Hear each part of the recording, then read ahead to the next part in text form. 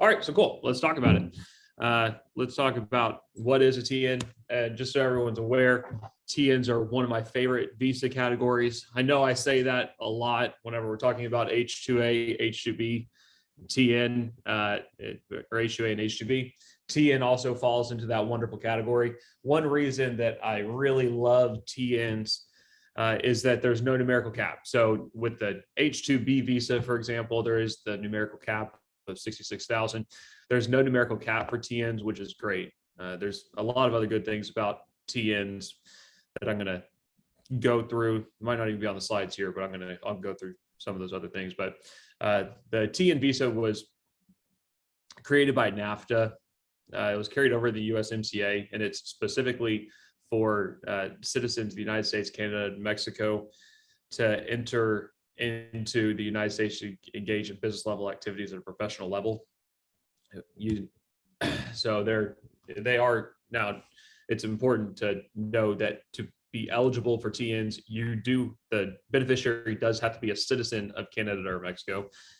They don't necessarily have to reside in there. They don't have to reside in Canada or Mexico, but they do have to be a citizen of Canada or Mexico to enter the United States on a TN visa. That it was created by NAFTA, so those are the only countries that are actually eligible. And oftentimes people will ask me if we could use TN for other countries, and you can't. There's other visa categories for it, such as the H-1B, but TNs are specific to Canada or Mexico. So the candidate's profession qualifies under the regulations. So the regulations have specific degrees and job functions that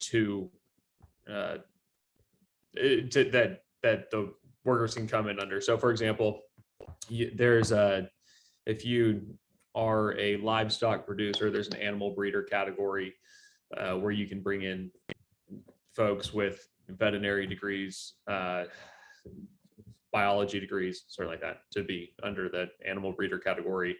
You can also bring in, accountants to work in accounting, lawyers to help with any kind of legal compliance, engineers to work as project managers or civil engineers, those types of things.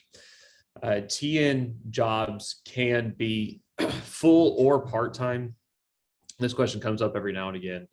But yeah, a TN professional can come in as a part-time employee, and sometimes that happens whenever there's multiple employers. So they have the qualifications to practice the profession in question. So they would have to have the college degree necessary to practice wherever the profession is in the United States.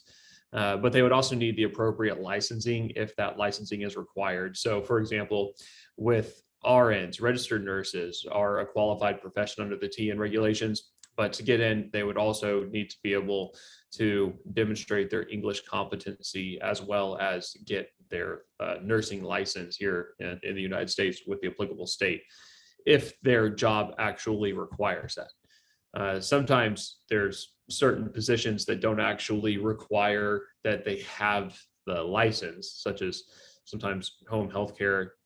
You might want a TN RN for specific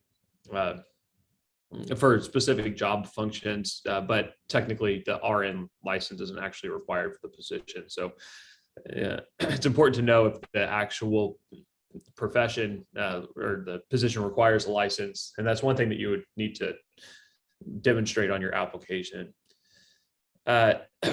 So one of the big differences between how you apply for TN visas, if you're a Canadian citizen, is Canadian citizens apply for TN visas at the port of entry.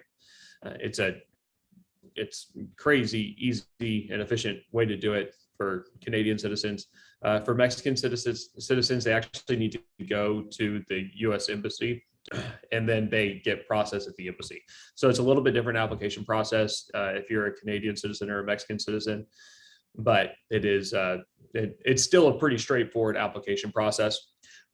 One of the things that I really like about, this isn't on this slide, but one of the things that I really like about TNs is that there's not an overly burdensome application process. You're You're not applying with the state workforce agencies. You're not applying with the Department of Labor. You're not applying with the Department of Homeland Security. It is all done at the U.S. Embassy or at the port of entry.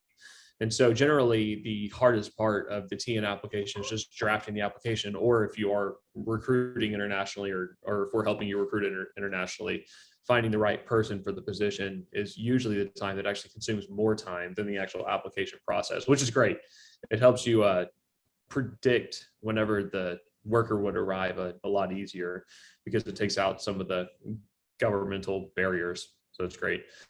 Okay, so what are some of the qualifying degrees? If you go on our website, you can see the whole list of all the qualifying degrees, but here are some of the most common ones that we see. We see a lot of engineers, veterinarians, animal scientists, accountants, lawyers, occupational therapists, business consultants, and nurses.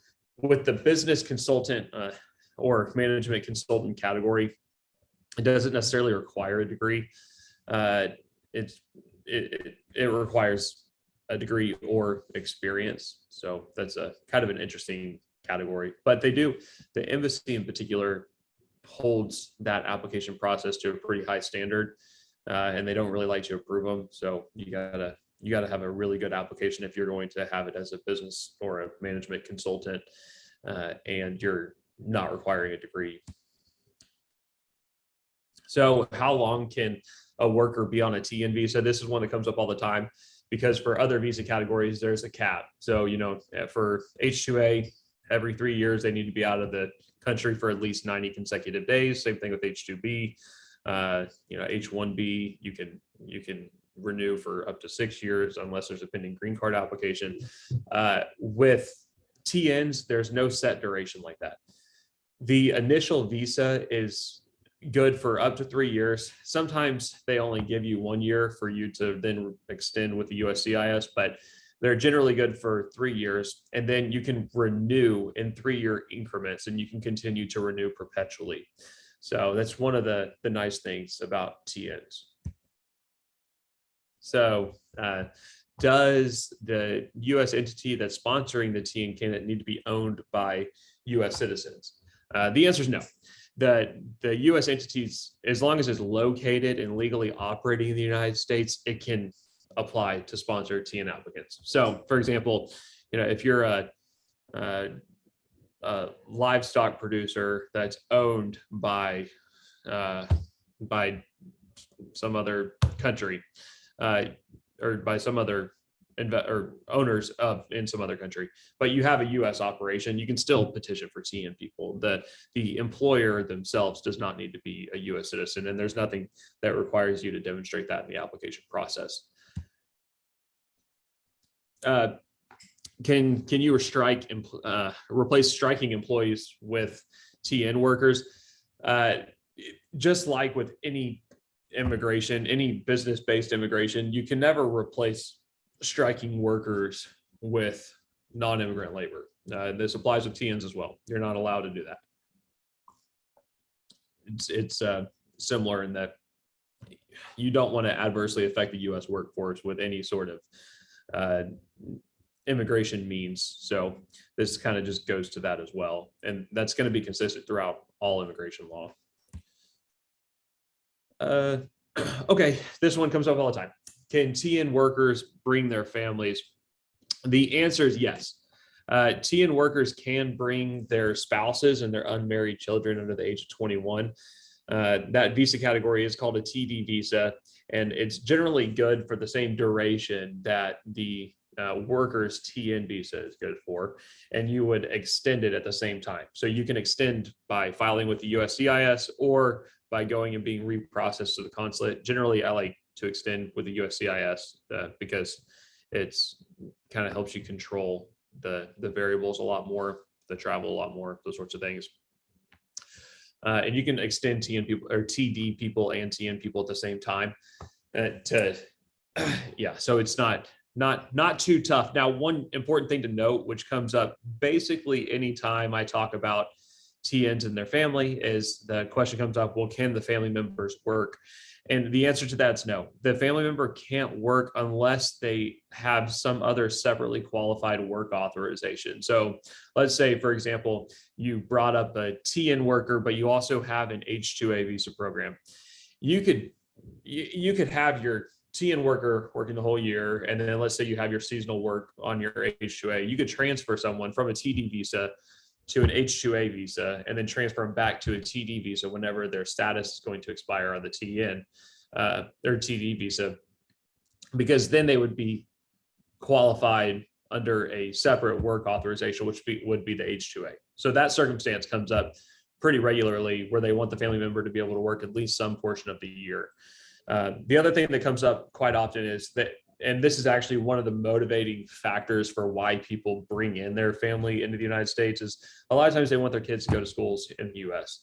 And there's no problem with that. Family can go to school, spouses can go to college all on a TD visa, and it's no issue. But they can't, however, work unless they are petitioned for in a separately qualified work authorization. And most commonly, that's where you have an H-2A or an H-2B visa application, and then you also have TN workers, and then you just transfer the person onto the application, off the application, onto the H-2 application, back onto the TD application. So other things I love about TNs, that's the end of the slides. So I'm gonna stop sharing my screen here. Stop share. Some other things that I really love about TNs, there's, of course, I always love any visa application where you don't have to deal with the Department of Labor or the Department of Homeland Security or the embassy in the first place is great. And dealing with the Department of Homeland Security, there's good and bad to it. So whenever you're extending the workers, I do prefer to deal with the Department of Homeland Security. But when you're initially getting the worker and you don't have to go through prevailing wage determination, you don't have to file anything with the Department of Labor, don't have to file any kind of advertisements, don't have to file anything with the USCIS in the first place. Those are all good things because they help you move faster. And then once the worker's up here, you can renew TNs as far as 6 months in advance prior to the expiration of that TN status, which I generally recommend because that they can continue to work with a pending application for 240 days, I think it is. And so if you extend them 6 months in advance, you never have to worry about premium processing because the case would be adjudicated prior to the expiration of that grace period for continued work authorization. So it's good to give yourself that big buffer. And then the other nice thing is whenever you have, this comes up all the time too. So I'm just kind of throwing out all the common questions that come up basically anytime I talk about TNs. Let's say that I have a TN worker and their visa's expired, but they have a valid I-94.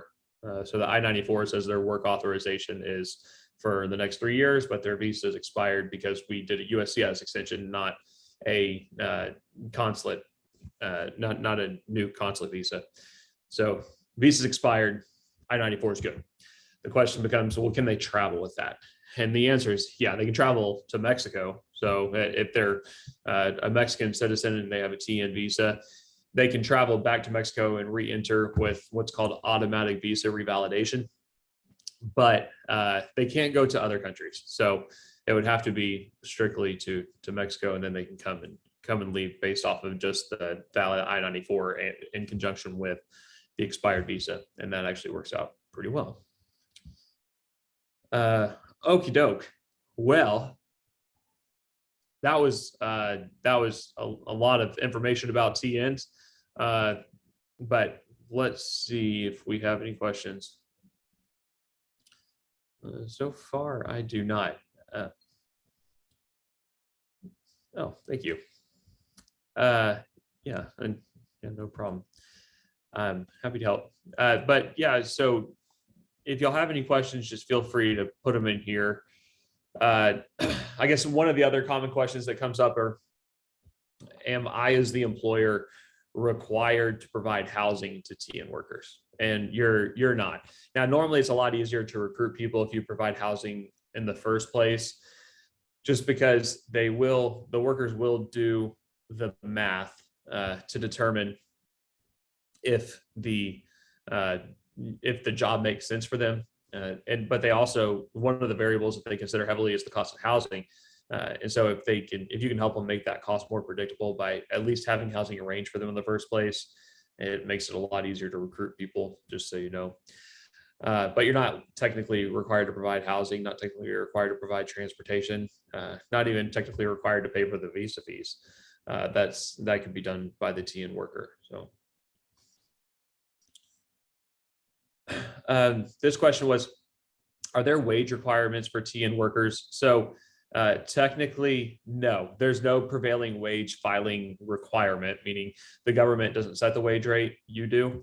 The embassy oftentimes looks to if the wage rate that you're offering is consistent with a similar wage rate in the area of intended employment. So a lot of times this is a good way to demonstrate this is to have your wage rate, whatever it is. And then if the employer is providing housing, also factor the cost of that housing in. So you can basically show what the gross cost to the employer is for that worker. That's a good way to show that your compensation is competitive with US workers. Okay, so this question is, can you please mention a couple of categories or examples for agriculture, for farm labor contractors specifically? Yeah, so there's a number of them that are handy for farm labor contractors. And I guess it just depends on what kind of farm labor contracting stuff you do. For agricultural construction, for example, they use a lot of engineers to manage their projects. You can also get accountants to manage your books. And the nice thing is oftentimes they're bilingual, so communicating with the workers in terms of hours worked and those sorts of things is always good. You can get engineers also to handle logistical issues. And I guess it depends on the scope of your work, because there's also plant breeder type applications as well, where you could get a really qualified TN visa worker to help with the production of crops in certain limited circumstances. Particularly that comes up a lot with seed companies. So that's a pretty common one too. But yeah, accountants are common. Lawyers can be common for compliance with applicable regulations. Engineers for logistical issues, those sorts of things.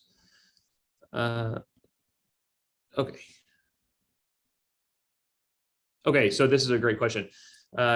This employer had a TN that also has a tourist visa, and they wanted to know if they can update their tourist visa while they still have a TN. Yeah, I mean, they could. There's nothing that prohibits you from having both at the same time, a tourist visa and a TN visa. It's actually pretty common. Now, that the important thing to do is to make sure that their status on their I-94 doesn't ever expire while they're here, even if their tourist visa is still good. So a lot of times, I don't know how familiar people are with tourist visas, but a lot of times a tourist visa will be good for 10 years. But they issue I-94s in 6-month or less increments whenever you enter on a TN visa. So you would probably have to instruct the people at the border for what purpose you're entering if you have both a TN and a tourist visa. And then be very careful with how they issue that I-94, because if, let's say you have a TN and a tourist visa and you tell the border, hey, I want to enter on my TN, but then they issue your I-94 consistent with your tourist visa, that could be pretty confusing, and it could be bad too, because it would limit the duration and the work authorization. So you just have to be careful with the issuance of the I-94, but there's nothing that prohibits you from having both at the same time. Okie doke. All right, so this question is, can TNs perform manual labor? So it kind of depends on the nature of the job. The answer is normally no, because the TNs are supposed to be engaged in professional level activity. but there are certain occupations that are both professional level activity and manual labor. So, this happens all the time in agriculture, for example.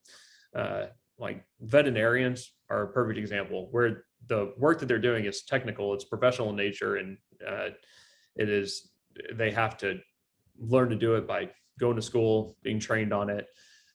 But you can also look at a lot of the work they do technically as manual labor too. It's not just sitting behind a desk. But that does remind me, back to the question about a couple of categories or examples where you can use FLCs. Another opportunity is for if you do bid work, it can be good to get engineers or accountants to help you bid work. But anyways, back to the manual labor question.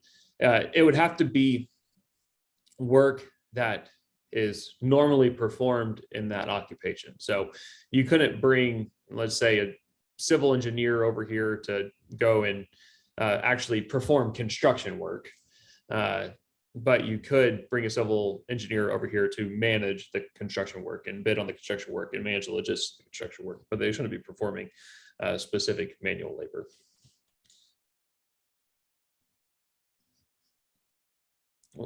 What else? We got any other questions? Let me give people another minute or two here. Probably not two. It would be really, and you always know how long a minute actually is whenever you're just sitting there silently on a webinar. So I probably would actually limit that to about 30 seconds. So. All right, I don't even know if that's been 30 seconds, but if y'all do have any other questions, yes. Oh, someone said gig 'em. I guess they saw my A&M stuff. Yes, I am big time Aggie, so gig 'em. That's my favorite comment in the Q&A. Gig 'em Aggies, love it. But okay, cool. Well, if anyone has any other questions, y'all can always feel free to reach out to us. This webinar will also be posted on our website afterwards, as are all of our webinars. So if y'all do want to watch any of our past webinars over, I know a lot of times information is pretty dense and it's probably worth watching a few times, particularly for the visa categories that impact you the most. Feel free to go on our website and watch those anytime and share them with anyone that you want. But I appreciate everyone taking the time to be here, and I hope that this added some value to you. If there's anything else that y'all want to talk or go over, feel free to message us, okay? All right, everyone. Thank y'all. Oh, sorry, one more question came in. Nice, a clutch last minute question. It says, you mentioned there's no English level required based on the category, correct? That's going to depend on the specific visa category. So except for healthcare workers, that's true. The people can enter the United States even if they only speak Spanish. For healthcare, though, there's specific English competency requirements. So you do have to pass English tests specifically in the healthcare industry. But other than that, there's not. Okie doke. Well, I appreciate it, everyone. I appreciate all the kind words in the Q&A too. It definitely, I love the feedback because it definitely it makes me eager to continue to do these. So I hope it continues to add value to you. And if you have any other questions in the meantime, feel free to reach out. I'm always happy to help people. Okay. Y'all have a good weekend.